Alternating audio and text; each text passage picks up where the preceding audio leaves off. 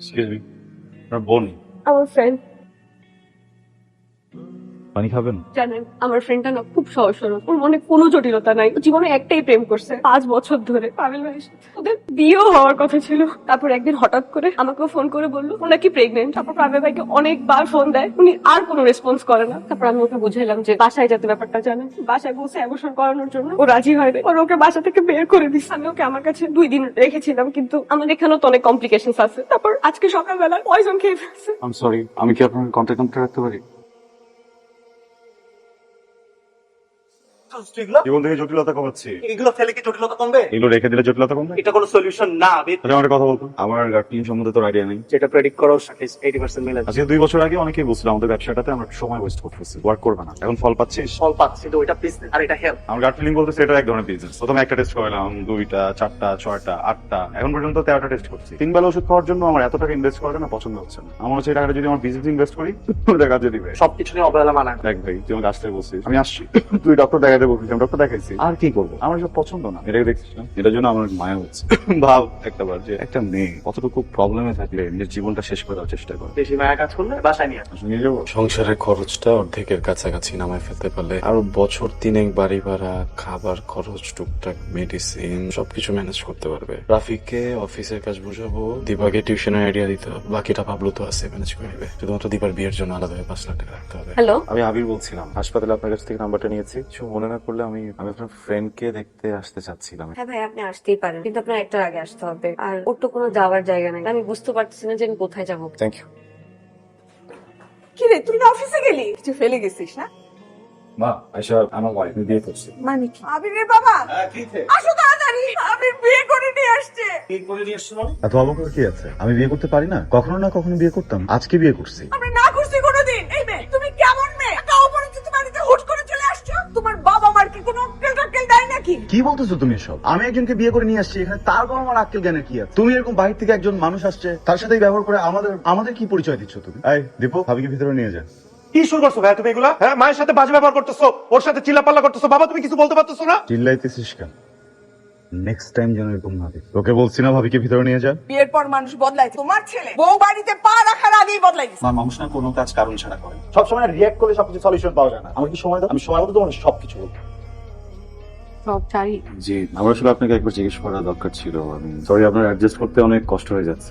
না আমি ঠিক আছি। আমার মা কিন্তু খুবই সুইট মানুষ, বাড়ি বড় ছিল তো। আমি প্রত্যেকটা মারিতে স্বপ্ন থাকে ছেলের বিয়েতে কি করবেন না করবেন। আমার মার হয়ে বা পরিবারের সবার হয়ে আমি খুবই দুঃখিত। এমন হওয়াটা খুবই স্বাভাবিক। আপনার মা তো আমাকে তাও ঠাঁই দিয়েছে, আমার নিজের বাবা মা তো আমাকে তাদের ঘর থেকেই বের করে দেয়। অতীতের কথা ভেবে শুধু শুধু কষ্ট করে লাভ নেই, তাই না? একটা কথা জিজ্ঞেস করতে ইচ্ছে করছে, জি। আপনি আমাকে বিয়ে করেছেন কেন? শুধু আমি তো আপনাকে বিয়ে করিনি, আপনি আমাকে কেন বিয়ে করেছেন? আপনার পেটের বাচ্চাটার জন্য, রাইট? এটাও একটা কারণ বলতে পারেন, কিন্তু আমার ক্ষেত্রে শুধুমাত্র এটাই কারণ না। আসলে আমি ইউনিভার্সিটি লাইফ থেকে কাজ করা শুরু করি। বাবা রিটায়ারমেন্টে চলে যান, ছোট ভাই আছে, বোন আছে, সবার দায়িত্ব নিতে হয়। আসলে কাজের ভিতরে এত বেশি ডুবে পড়ি যে মেয়ে মানুষের সাথে কথা বলতে কেমন লাগে, তাদের মন কেমন হয়, কোন কাজটা করলে তাদের ভালো লাগে, এগুলো কোনো কিছু আসলে আমার জানা নাই। এই বিষয়ে আমি খুব অজ্ঞ। এত কিছুর ভেতরে আসলে আপনাকে বিয়ে করাটা আমার জন্য খুব সহজ। আপনার একটা থাকার জায়গা দরকার ছিল, একটা ফ্যামিলি দরকার ছিল, শেল্টার দরকার ছিল। আমারও সেরকম একজন মানুষ দরকার ছিল। তাই দুজনের কথা ভেবেই এরকম একটা সিদ্ধান্ত এসেছে। ঠিক আছে, আপনি প্রেশন, আমি আছি। প্রেমের বিয়ে তো অনেক দেখছি, কিন্তু এরকম বিয়ে কখনো দেখিনি। পরিবার কোনো খোঁজ খবরই রাখতেছে না। শ্বশুর বাড়ির কথা না হলে না ভাবছি, কিন্তু মেয়ের কথা চিন্তা করেও তো কিছু গয়নাগাটি মানুষ দিয়ে দেয়। সাথে কেমন পরিবার আল্লাহই জানে। আমি প্রত্যেকদিন সকালবেলায় বাসা থেকে বেরোই, রাতে ফিরি, সারা দিন কাজ করি, সপ্তাহে কখনো ডে অফ নিই। এর একটাই কারণ, যেন ঠিক মতো এই পরিবারটা সঞ্চালন করতে পারি, যেন কখনো তোমাদের কোনো কিছুর অভাব বোধ না হয়। আমি বিশ্বাস করি তোমাদের আসলে কোনো কিছুর অভাব নেই। আমার ওয়াইফ তার ফ্যামিলিকে ছেড়ে এই বাড়িতে আসছে।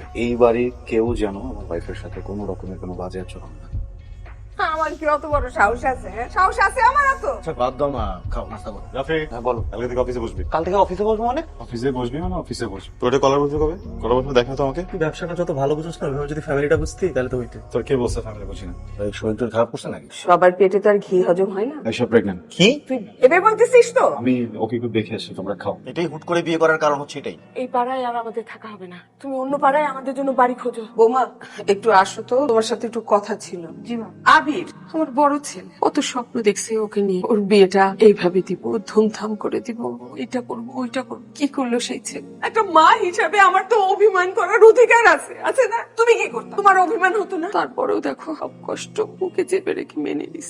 2 দিন হয় নাই তোমাদের বিয়ে হয়েছে, এখন এসে বলতেছে নাকি তুমি নাকি প্রেগনেন্ট। এই কথাটাও বললো কি করে? ভুল বুঝতেছেন কি বুঝাইতে চাও তুমি আমাকে? কি বুঝাতে চাও? মা, বাচ্চাটা আবিরের না। আমি এটা কি শুনলাম? আমি এটা কি শুনলাম? কি হয়েছে? তোর মা একটু উত্তেজিত হয়ে অসুস্থ হয়ে পড়ছিল আর কি। আবার কি নিয়ে উত্তেজিত হয়েছে? বাসায় কোনো প্রবলেম হয়েছে? কি জিজ্ঞেস করতেছিস তোর বাপকে? তুই তো তোর লজ্জা শরমের মাথা খাইছিস। সে কোন মুখে বলবে এই কথা? মা কি হয়েছে আমাকে বলো না, আমি এখন বুঝতেছি। কি হয়েছে কিছু জানিস না না?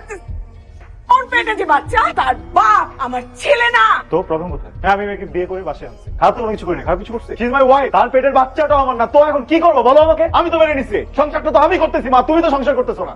ওয়েট দোস্ত, আমি এখন উনাকে ডিভোর্স দিয়ে বাড়ি থেকে বের করে দিব। তুমি আমাকে একটা কথা সিগনেচার দিয়ে দাও যে তুমি আমার জন্য যে মেয়ে পছন্দ করে আনবা সেই মেয়ে কখনো কোনো সম্পর্কে ছিল না, কোনো কানেকশন ছিল না, বলতে পারবা? তাহলে তো কোনো প্রবলেমই নাই। এটা আমাদের পারিবারিক সমস্যা, আমরা নিজেরা ঠিক করবো। তুমি এখানে ঢুকছো কেন? যাও তুমি কেন? ওয়েট, কেন যাবে বলো আমাকেও, কেন যাবে? এই বিষয়টা তো পারিবারিক নাই, এরকম সামাজিক বিষয় হয়ে গেছে, গোটা মহল্লা জানে। আমার মা যেভাবে চিৎকার করে করে নিজের ছেলের এবং নিজের ছেলের বউর ক্যারেক্টার সার্টিফিকেট এতক্ষণ দিচ্ছিল, এটা পুরো বিল্ডিং জেনে গেছে বাবা। ও বেস্ট ফ্রেন্ড, আমার ফ্রেন্ড, ও শুনুক, রাস্তার মানুষও তো শুনতেছে, ও শুনলে প্রবলেম কোথায়? আমি আর এই বাড়িতে এক মুহূর্ত থাকবো না। দিব্যা বসে আছিস কেন? যা গিয়ে তার ব্যাগ প্যাক করে দে। তুই যেতে চাস তাহলে তুই নিজের ব্যাগও প্যাক করে দে। কারো যদি ইচ্ছা থাকে আমার ওয়াইফকে এখানে দাঁড়িয়ে থেকে ইনস্টল করার, সেজন্য বাড়ি থেকে বের হয়ে যায়। কি বলতেছেন আপনি এগুলো?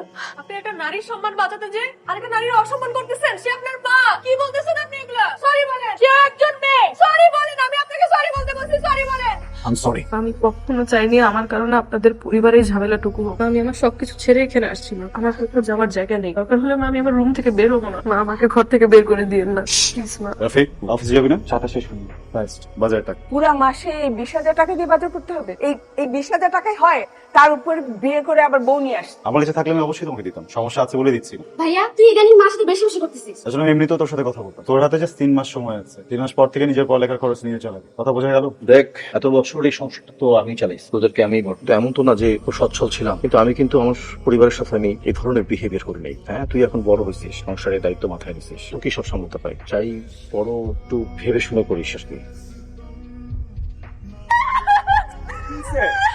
এই কি ব্যাপার, ওদের কি হয়েছে?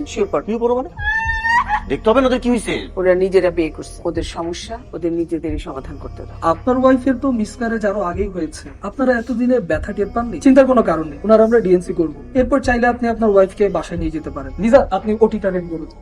আজকে আপনি যা হারাইছেন, আমি যদি আপনাকে গোটা পৃথিবী এনে দেই তারপরে ক্ষতিপূরণ দেওয়া হবে না। কিন্তু একটা কথা মনে রাখবেন, আপনি আমার জন্য অনেক গুরুত্বপূর্ণ। আপনার হাসি আমার জন্য ম্যাটার করে, আপনার চোখের প্রত্যেকটা ফোঁটা পানি আমার জন্য ম্যাটার করে। প্লিজ এভাবে ভেঙে পড়বেন না, আমি বাইরে আপনার জন্য অপেক্ষা করবো। লাভদান দাঁড়াচ্ছেন কেন? আমি আপনার হেল্প করছি না, এই বাড়িতে নিয়ে আসছি, আমার পরিবারের অংশ বানাইছি, আমার জীবনের অংশ বানাইছি, এটা অনেক বড় ভুল হয়ে গেছে না? কি এগুলো? আমি না চাইলে হাসপাতালের ওই দিনই আপনাকে কিছু টাকা দিয়ে বা আপনার থাকার ব্যবস্থা করে দিয়ে আপনাকে ওখানে রেখে চলে আসতে পারতাম। আপনার কি মনে হয় আমি আপনাকে দয়া দেখাচ্ছি? পৃথিবীতে আরো অনেক মানুষ আছে যাদের জীবনের প্রবলেম গুলো আরো অনেক বড়, তারপর আপনার মতো এত উইক না, এত দুর্বল না। আমি ভাবছিলাম যে আমি হয়তো একটা ফ্রেন্ড নিয়ে আসছি, যার সাথে 2টা কথা হবে, 2টা গল্প করবো। রাফি ভাইয়া, আপনার ভাই কোথায়? ও এখনো আসেনি, ও তো অনেক আগে অফিস থেকে বের হয়ে গেছে। ভাইয়া ও তো ফেরেনি। হয়তো কোনো কাজ আছে, কাজ শেষ করলে চলে আসবে। কি হলো? এটা কি ঘুমানোর জায়গা? বিছানা নাই কিছু? সরি মা, উনি এখনো আসেনি। আবি রাতে আসেনি? না মা, আসছে নাই বলে ওয়েট করতে করতে এখানে ঘুমায় পড়ি। ফোন তো বন্ধ। মা, আমি ফোন বন্ধ। বুঝলাম না, কাজে যাবি ভালো কথা, যা, তুই কাউকে তো বলে যাওয়া উচিত নাকি? আমার তো খালি মনে হইতেছে যে আমার ছেলের কোনো একটা বিপদ হচ্ছে। ভাইয়া ওনার তো কোনো খোঁজই পাচ্ছি না, একদমই রিচ করা যাচ্ছে না। এইটার জন্য আপনি আমাকে ডাকছেন? আসলে ফলটা আমারই। আবির তো একটা ক্লায়েন্ট মিটিংয়ে খাগড়াছ হয়ে গেছে, আমাকে বলছিল যদি ওকে ফোনে পাওয়া না যায় তাহলে যাতে আপনাদেরকে জানিয়ে দিই। তাই বলে আমাকে একটাবার কল করবে না? সরি, এটা সম্পূর্ণ আমার দোষ। আপনি কোনো চিন্তা করবেন না, ও আজকে কালকের মধ্যে শেষ করে চলে আসবে। এই দাঁড়া, কই ছিলে এই 2 দিন? একটু খাগড়াছড়ি তো? তুই কি মনে করছিস আমরা জানতে পারবো না? কিংবা ওইখানে যাওয়ার পরে তো একবার ফোন করে বলতে পারতি। তোর কি আক্কেল টাক্কেল কোনোদিন হবে না? এই মেয়েটা তো তোর বউ না? এই মেয়েটার কথা একবার তোর মনে হলো না? ওর দায়িত্ব তোর না? 2টা দিন মেয়েটা কিচ্ছু খায় না, সারাটা দিন ছটফট। ওর বাড়ি ঘর ছেড়ে তোর কারণে এই বাড়িতে পড়ে আছে, অথচ তুই একবার ভাবলি না মেয়েটার কথা। এখন যা, গিয়ে ফ্রেশ হ।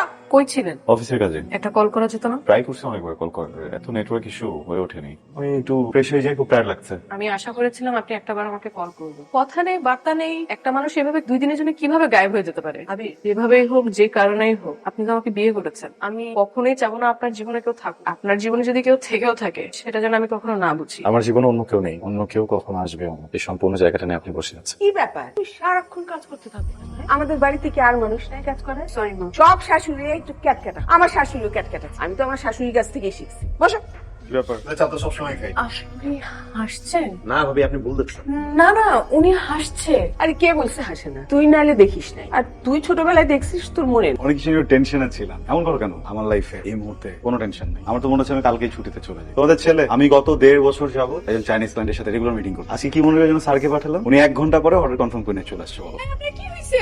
তুই নাকে রক্ত কেন? হ্যাঁ, সিরিয়াস কিছু না। আজকে অফিসে গেছি না, অফিসে ঢুকতে গেছি, পিয়নটা খেয়াল করেনি, ও দরজা লাগাই দিচ্ছে। তখন বাড়ি খাইছিলাম, এটা মনে হয় জমে ছিল, এখন একটু বের হচ্ছে। যা বলার ডাক্তার বলবে। এখন চল। আরে আমি যাবো, কালকে অফিসে যাবো না, তখন ডাক্তার কাছে যাবো। রাতের বেলা যে ইমার্জেন্সি ডক্টর দেখাতে ইচ্ছে করতেছে না। তাড়াতাড়ি ফ্রেশ হ না।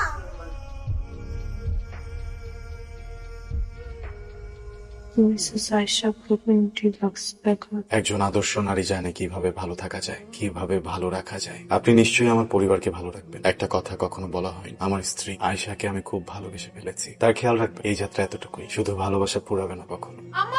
চিল্লাচিল্লি করতেছ কেন? আমি ঠিক আছে। আমি কেন তোমার হসপিটালে নিয়ে যাওয়ার কথা? আমি কই গেল? কখন গেল? সকালে ঘুরে ঘুরে পাচ্ছি না পাশে। আরে তুমি পাশে ছিলে না, তুমি দেখো নাই কোথায় গেল? বাবলু, আমার ছেলে কই? বলো বাবলু, আমার ছেলের কি হইছে? আবি সাহেব, আপনি যে শুরুটা এখন করেছেন, এটা যদি আরো 1 বছর আগে করতে অনেক বেটার হতো। সত্যি কথা বলতে, আপনার ফুসফুসে ক্যান্সার, ক্যান্সারটা 3rd স্টেজে, লেভেল 4। আমার হাতে কতদিন সময় আছে স্যার? অ্যাকচুয়াল ধারণা করাটা খুব কঠিন হয়ে যায়। বলতে পারি 1 বছর থেকে 16 মাস। মিথ্যা, তুমি মিথ্যা কথা বলতেছো। আমার ছেলে কিচ্ছু হয় না বাবলু। ও আমার উপরে রাগ করছে, আমার উপরে রাগ করেছে। আমি ওকে অনেকবার বলছি ও যাতে আপনাদের সবাইকে সবকিছু জানায় দেয়, কিন্তু ওকে আমি কোনোভাবে রাজি করাইতে পারি নাই। সেটা ও 2 দিনের জন্য গায়েব হয়ে গেছিল না। আমি এখন তোর বাসায় সবাই ফোন করে জানাবো। আমি তুই কি বলতেছিস? আমি এখন যদি বাসায় না জানাই? আমার কাছে না সব মিলে 30 লাখ টাকার মতো আছে। ডাক্তার তো বলে দিচ্ছে আমি কোনো ট্রিটমেন্ট করে বাঁচবো না। তো আমার বাসায় যদি ওরা জানতে পারে যে আমার এই অবস্থা, পুরো টাকাটা আমার ট্রিটমেন্টের পিছনে খরচ করবে। তো আমার বয়স হয়েছে, আইসা আছে, ওরা যদি এই পুরো টাকা আমার পিছনে খরচ করে ফেলে কি দিয়ে চলবে? তো তুই বল। তোর 1 টাকাও দেওয়া লাগবে না, যা টাকা লাগে আমি ম্যানেজ করবো। আমি দরকার হলে লোন করবো, আমরা দেশের বাইরে গিয়ে ট্রিটমেন্ট করবো। দোস্ত, আল্লাহ, আমার ঘড়ির ব্যাটারি শেষ হয়ে গেছে। তো এই ঘড়ির সময় রাখা। আমার হাজবেন্ড কোথায়? আপনি ডে 1 থেকে সব জানেন। আমার হাজবেন্ড কোথায়? আপনি কেমন রেড হইছেন? আপনি কিচ্ছু জানেন না। আমার হাজবেন্ডের কাছে নিয়ে যান। আমি তোর সাথে খারাপ ব্যবহার করছি না, এই জন্য আমার ছেলে আমার সাথে অভিমান করছে। আমি জানি ওর কিচ্ছু হয় নাই, ও আমার সাথে রাগ করে চলে গেছে। তুমি যাও বৌমা, আমি আর তোমার সাথে কখনো রাগ করবো না। আমি তোমাকে কিচ্ছু বলবো না বৌমা। আমার রিজিক ফুরিয়েছে, কি করে তোমাদের পাতে মুখ দিয়ে বলো? কে জানো কানে দিয়েছে মন্ত্র, হে পথিক একলা চলো। তোমাদের কথা খুব মনে পড়ছে ঠিকই, কিন্তু কষ্ট নাই, আক্ষেপ নাই, অনুশোচনা নাই, আছে বুক ভরা ভালোবাসা আর স্মৃতি। ভালো থেকো, আমি ভালো আছি। ইতি, আবির।